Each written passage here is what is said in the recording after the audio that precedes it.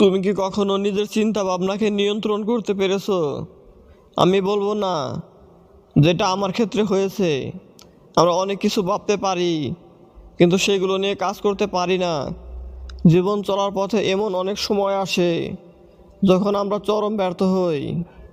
তখন অনেকে নিরুৎসাহিত হয়ে পড়ে, কিন্তু এই খারাপ সময়টা পাশ কাটিয়ে কিভাবে সামনে এগিয়ে আসতে হবে সে বিষয়ে আমি কিছু কথা বলি, শোনো। অর্থাৎ খারাপ সময়ে যদি কেউ ভিডিওটি দেখে থাকো, তাহলে অবশ্যই নিজের ভেতরে বাড়তি আত্মবিশ্বাস তৈরি হবে।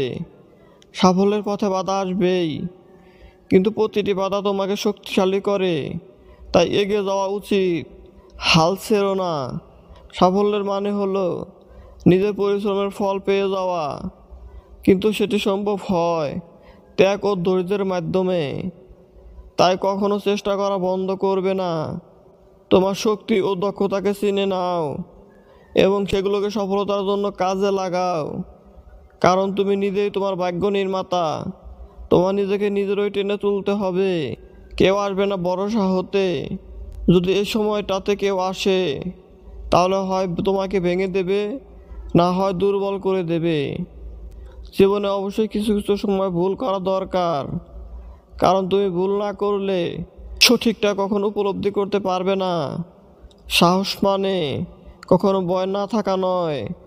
সাহস মানে হচ্ছে ভয় থাকা সত্ত্বেও তাকে জয় করার চেষ্টায় আত্মবিশ্বাস নিয়ে সামনে এগিয়ে যাওয়া। ধন্যবাদ সবাইকে।